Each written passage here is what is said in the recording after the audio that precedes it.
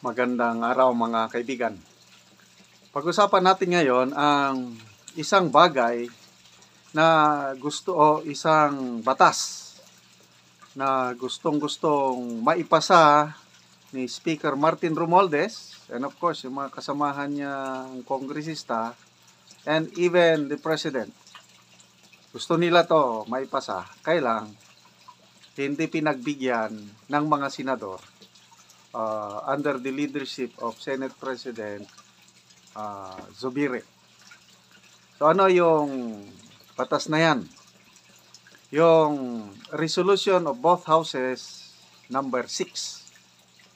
Dalawang resolution yan. Yung resolution of both houses number 7 tungkol ito sa charter change, pasado na. Isinabmit na ng Kamara sa Senate. So, ang Senado, nag-open kahapon. Supposed to be, papaspasan din nila ang pagtalakay sa resolution of both of houses RBH 6 para maisakatuparan na yung charter change. So, yan ang inaasam na mangyari ng mga kongresista. Makailang beses nag-pronounce si Speaker Martin Romualdez na meron siyang tiwala sa leadership ni Senator Zubiri na maipasa nila on time. Gusto nga nila nung Holy Week break dapat matapos na. Ay walang nangyari. So ang mga kongresista naipasa nila yung RBH number 7 yung Holy Week bago nag-Holy Week break.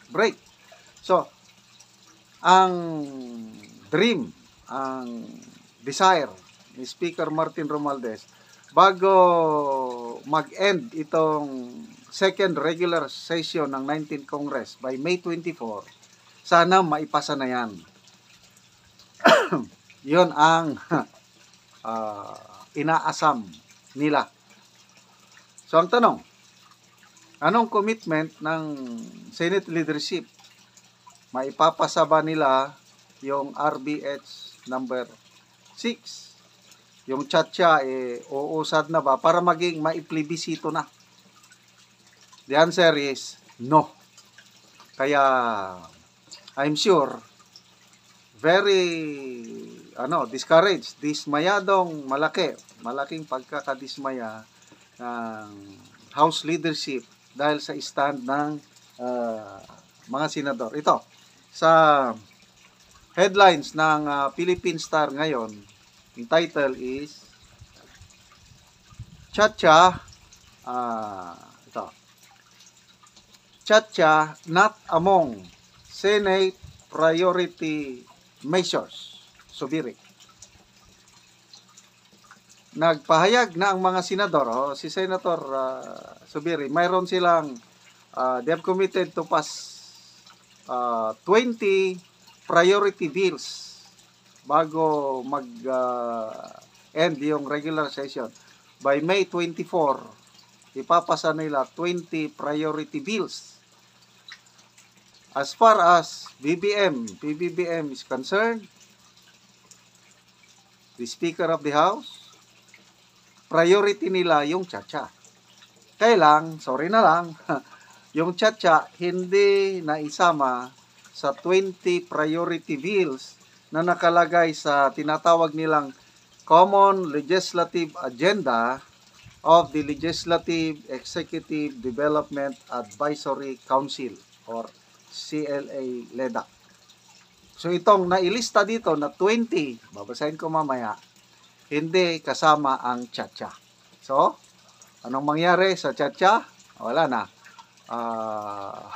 Sasayaw na lang sila yung mga nagsusulong ng chatcha dahil hindi talaga maipapasa. Okay.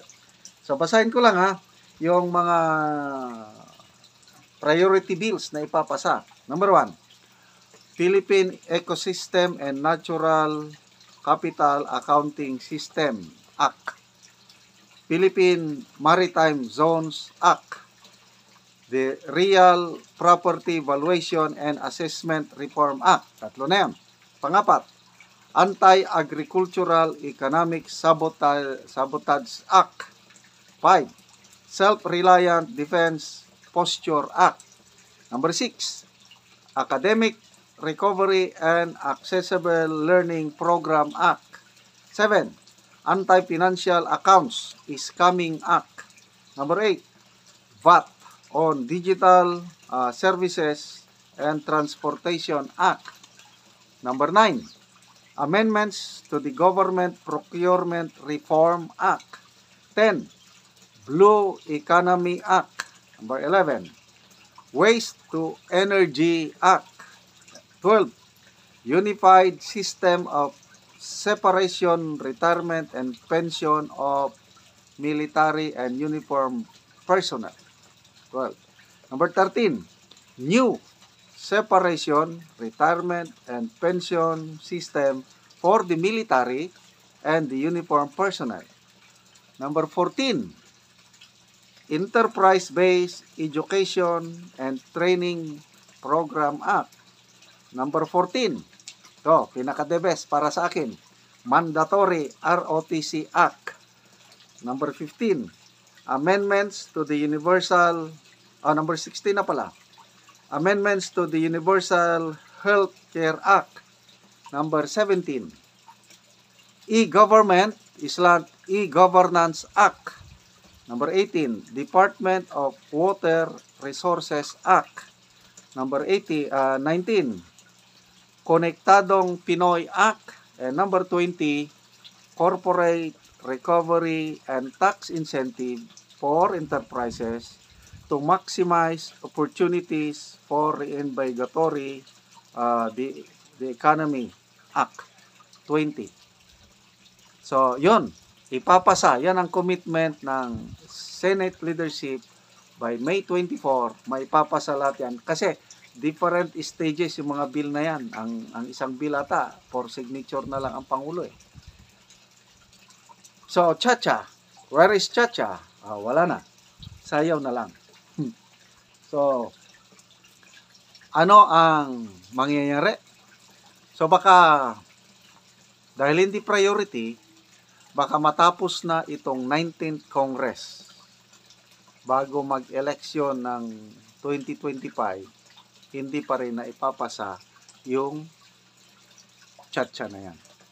So, again, I can just imagine yung discouragement ng mga leaders ng House of Representatives dahil nag-marathon hearing sila nung bago mag-break ng Holy Week para lang maipasa na sa Senado at umaasa sila i-prioritize ng Senado, hindi naman pala.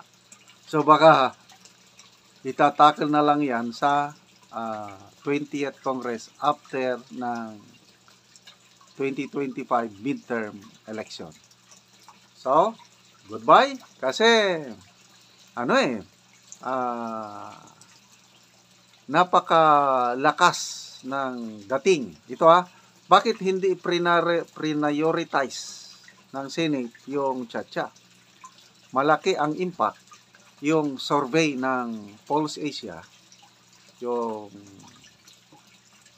88% ng mga respondents nagsasabi na ayaw nila ng charter change now and in the future.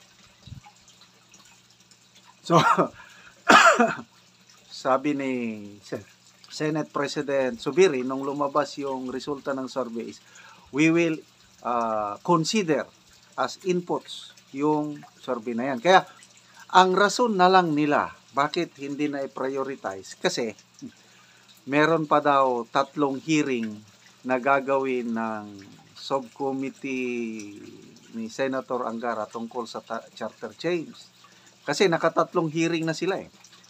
Another, kailangan pa daw ng 3 hearing. Isang hearing sa Baguio, isang hearing sa yung Baguio, Cebu, and Cagayan de Oro.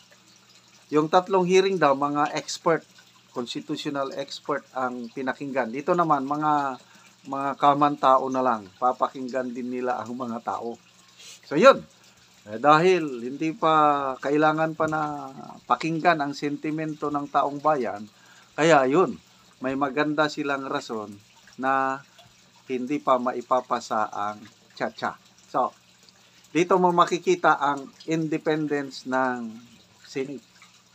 Kaya, salamat at ito, ma-maintain itong check and balances sa ating gobyerno. Kasi, kung walang Senado, example, isa na lang ang ating lawmaking body, parliament lang, iisa hindi, wala na. Kung ano ang gusto ng Prime Minister, papasa sa parliament, wala na. Kawawang taong bayan. Napakaganda itong may check and balance. Kaya may kongreso, then may Senado na mag-check. Baka mamaya mag-abuso ang kongreso. So, good luck na lang sa Chacha after ng midterm election ng May 2025 kung kaya ba nilang ipasa o hindi.